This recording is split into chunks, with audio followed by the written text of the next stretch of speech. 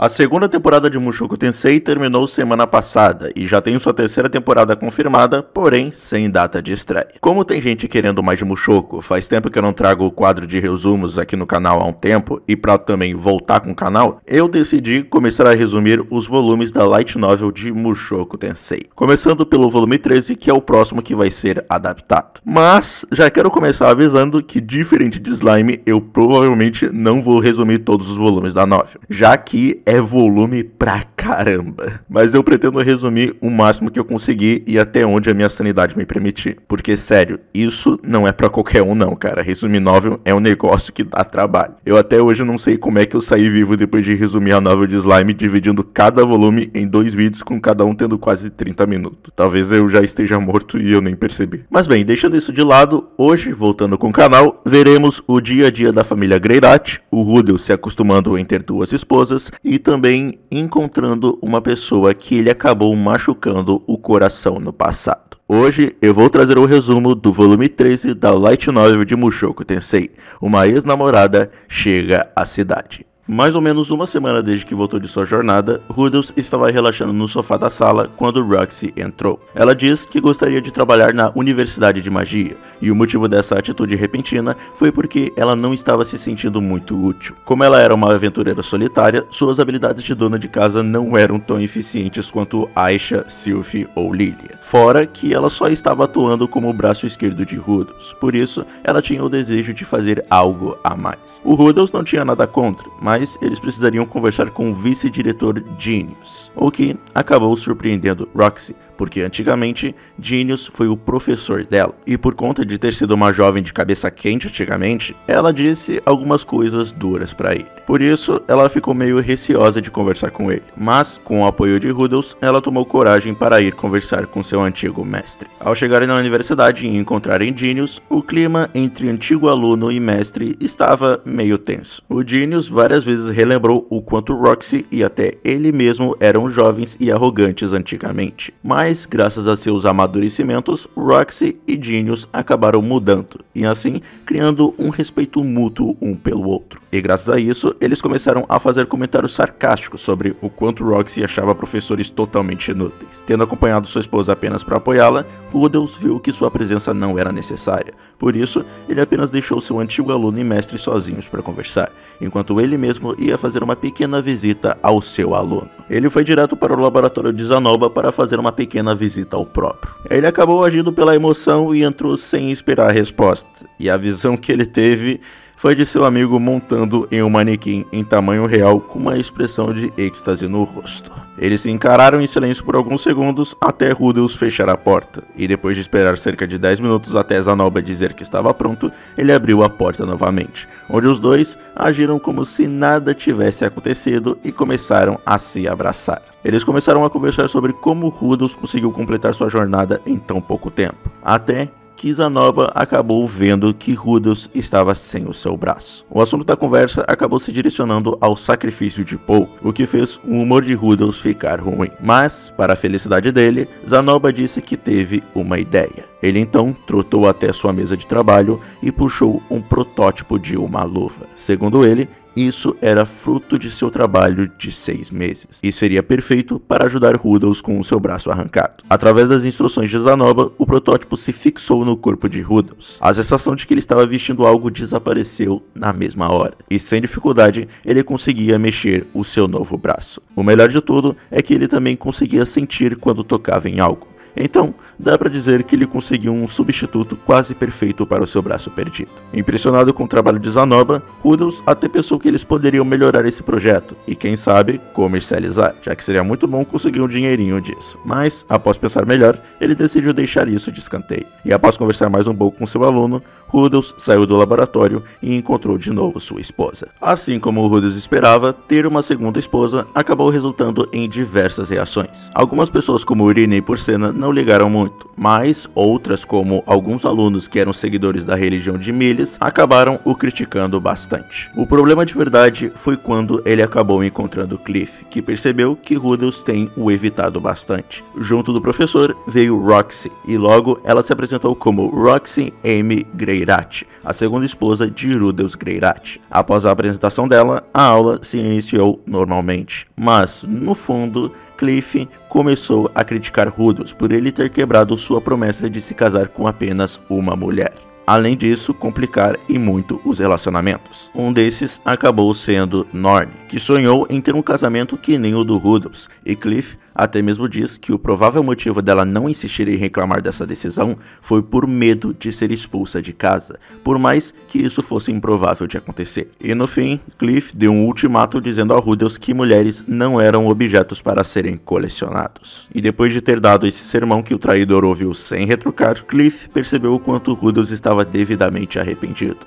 Por isso, ele decidiu perdoar o seu amigo. E depois de receber uns belos sermões de seu Kohai, Rudels continuou com seu dia normalmente. As coisas em casa não eram nem um pouquinho chatas. Uma das coisas que o Rudels adorava fazer era cuidar da sua filha Lucy, que já tinha nascido faz alguns meses. Ele sentia que podia ficar para sempre apenas observando o rosto fofo de sua filha. Mas ele também tinha algumas preocupações meio paranoicas, como achar que sua filha era a reencarnação de algum cara esquisito. Por isso, ele fez alguns testes como falar em japonês e inglês, mas para alegria do mundo inteiro, Lucy era apenas um bebê normal. Como o Sylph muitas vezes precisava sair para trabalhar, eles acabaram contratando uma ama de leite, que por coincidência do destino, acabou sendo Suzanne, a antiga companheira de Rudels que praticamente tinham acolhido quando ele estava depressivo por causa do seu teórico pé na bunda. Acabou que depois de Rudels se separar da party, todo o resto do grupo de Suzanne se desfez, e ela acabou se casando com Timothy. Eles tiveram 3 filhos, mas para a tristeza do casal, o terceiro filho nasceu prematuro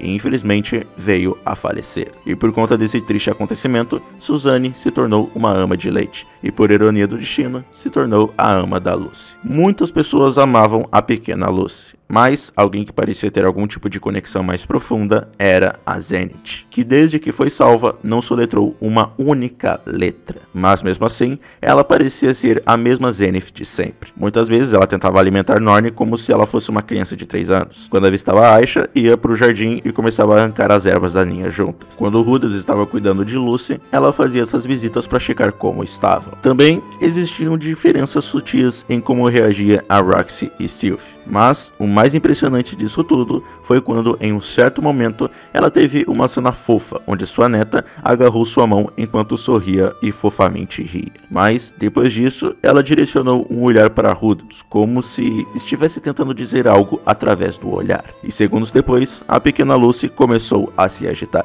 Isso porque ela estava sentindo fome. Essa acabou sendo uma cena que Rudels ficou meio perplexo e o fez acreditar que sua mãe tinha adquirido um sexto sentido para esse tipo de coisa após criar suas 3 crianças. Os dias seguiam normalmente e enquanto a família Greirat tinha seus momentos, Cliff decidiu cumprir sua promessa de se casar com Elenalise. Desde que ela voltou do labirinto, ele começou a todo dia se focar a fazer os preparativos para o casamento. Ele ficou tão focado nisso que começou a ter poucos momentos com a sua amada, mas no fim, todo o esforço valeu a pena. No altar, os dois juraram amor um ao outro até o fim de suas vidas. E diferente do nosso mundo, que selam esse juramento com um beijo, o noivo tinha que colocar o colar de milhos no pescoço da noiva, e a noiva tinha que beijar a testa do noivo. E após fazerem isso, o casamento estava praticamente concluído. Esse foi um evento curto, mas Norn e Aisha acabaram gostando muito, tanto que elas já estavam pensando em usar um vestido parecido com o de Elenalise. E isso fez Rudels pensar em quando Norn se apaixonasse por alguém,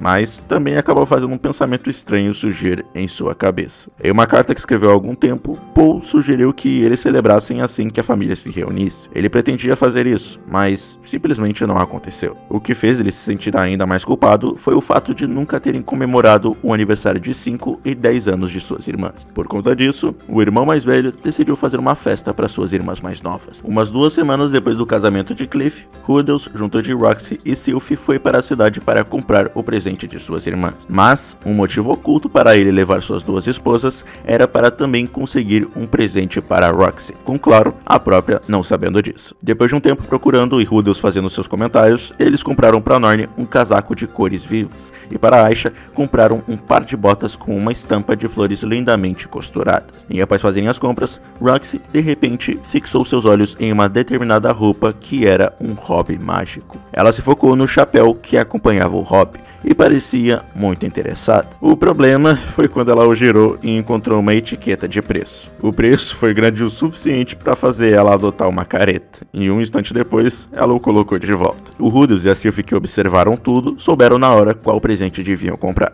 Por isso, sem que Roxy descobrisse, eles compraram o chapéu. Com os presentes comprados, faltava apenas os preparativos para a festa serem feitos. O dia escolhido para a festa surpresa era um dia em que Norne ficasse em casa, Roxy não estivesse trabalhando e Sylphie conseguisse um dia de folga de Ariel. E após conseguirem fazer isso, Rudels convidou Norne, Aisha e Roxy para pescar. Com claro, isso sendo uma isca para atraí-las para longe de casa e prepararem ela para a festa. A pesca entre o quarteto acabou sendo mais divertida do que eles pensavam. Aisha conseguiu a façanha de capturar 4 peixes em sua primeira pesca. Norne conseguiu apenas um peixe depois de seguir as instruções de Roxy, que tinha um pouco de experiência. E graças a isso, a relação das duas parecia estar melhorando aos poucos, com Roxy fazendo um esforço para criar uma boa relação com a seguidora de Ymyris. Por sorte, isso parecia estar funcionando. Já o Rudels acabou passando só vergonha. Mesmo usando seu olho demoníaco, ele não conseguia pegar sequer um peixe. O máximo que ele conseguiu foi uma bota. Então, depois de passar essa vergonha, ele decidiu que era hora deles voltarem para casa, mesmo que suas irmãs ainda não quisessem. Ao voltarem à sua residência, eles foram recebidos por Sylphie, Lilia e Zenith, dando parabéns para as duas irmãs. Norne ficou atordoada com um acontecimento repentino. A Aisha, que foi um pouco mais esperta, não ficou tão surpresa, já que ela já suspeitava do que estava acontecendo. Ao se reunirem na mesa de jantar com muitas decorações à volta, Rudels acaba fazendo um discurso que eles precisavam seguir em frente sem a presença de Poe, o que acabou criando um clima meio emocional ao invés de alegre. Por isso, para tentar mudar o clima, os presentes foram entregues às irmãs. Feliz com seu presente, Norne mostrou seu casaco para Zenith, que de primeira não demonstrou muita reação, até que quando todos menos esperaram, ela acabou abrindo um sorriso por apenas um mísero segundo. E isso acabou deixando todos atordoados por um momento. E como uma demonstração de amor às suas pequenas, ela acariciou a cabeça de Norne e Aisha, mostrando que estava feliz em ver suas meninas crescendo. Depois desse momento surpreendente, Rudels e Sylphie viram que era o momento perfeito para eles agirem. Chamando Roxy, Sylphie pessoalmente entregou o presente que eles tinham comprado secretamente. Roxy ficou confusa momentaneamente, mas quando Sylphie deu boas-vindas a ela e disse para se tornarem como Zenith e Lilia, a demônia de cabelos azuis não conseguiu conter suas lágrimas de felicidade, já que esse foi o momento em que ela sentiu que Sylphie realmente aceitou em sua família. Após esse momento emocionante de família, todos se juntaram para apreciar um bolo feito de doces preparado por Lily. E enquanto Aisha tentava dar o resto de seu bolo para Roxy, Rudels fazia uma nota mental para dar uma festa ainda mais bem planejada quando suas irmãs fizessem 15 anos. Algumas semanas depois do aniversário das irmãs, Roxy avisa a Rudels de que ela e Sylphie irão trabalhar como guardas de um membro da família real que está em peregrinação. E elas queriam a ajuda dele para apenas garantir a segurança do nobre e de Ariel, que também irá participar dessa peregrinação, já que ela tinha interesse em criar conexões com esse nobre. Rudels aceitou um convite, já que além de ajudar no sucesso da missão, suas esposas ficariam fora de casa por vários dias. A missão parecia que iria ocorrer como planejado. O problema foi quando um outro grupo que também iria escutar o nobre acabou aparecendo. Esse grupo era formado por aventureiros de rank S, e todos os integrantes eram mulheres. O problema é que entre essas mulheres havia uma que Rudels conhecia muito bem, e ela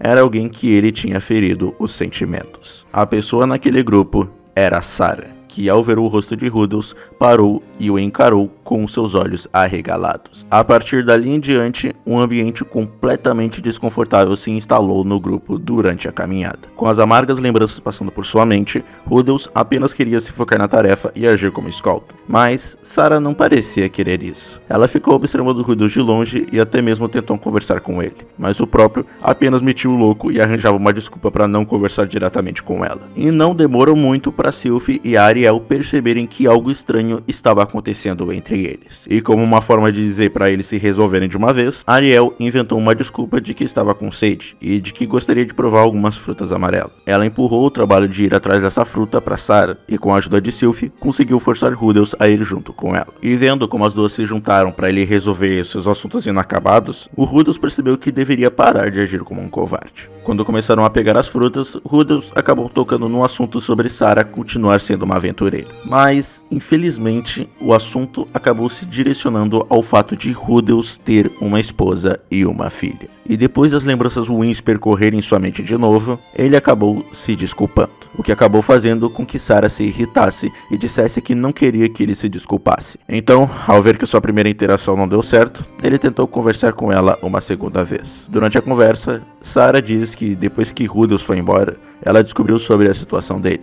E, com isso, percebeu o quão idiota tinha sido. Por isso, quando Suzanne escreveu uma carta para ela falando sobre ele estar em Sharia, ela falou para si mesma que iria vê-lo e se desculpar por tudo. Mas, mesmo com essa intenção, lá estava ela, ficando brava de novo. Mas, mesmo assim, ela aproveitou para se desculpar pelo que fez. E vendo o quanto a garota estava sendo honesta, Rudels decidiu fazer o mesmo. Ele começa dizendo que não achava que a amava naquela época. Logo ele explica tudo o que aconteceu entre ele e Aerys e como isso o afetou. E como uma forma de seguir em frente, ele aproveitou que Sarah estava apaixonada por ele e a usou. Então, ela no final não devia nenhum pedido de desculpas pra ele. E escutar tudo aquilo do cara que era tão depressivo na época acabou surpreendendo e muito a Sarah, fazendo ela dizer que Rudels mudou muito da última vez, já que ele nunca tinha se aberto daquela forma. O que fez Rudels explicar de que isso veio graças às suas esposas, o que era algo que Sarah nunca conseguiria fazer. Então, após os dois lados terem pedido desculpas, Sarah de repente se levanta com um ganido de aborrecimento e desceu seu olhar a Rudels enquanto colocava as duas mãos no quadril. Ela diz que pode ter amado Rudels no passado, mas isso acabou no dia que ele fugiu, e atualmente ela não tinha nenhum interesse nele. E com isso, ele devia parar de olhar para ela com um olhar arrependido. Eles eram apenas velhos companheiros de aventura.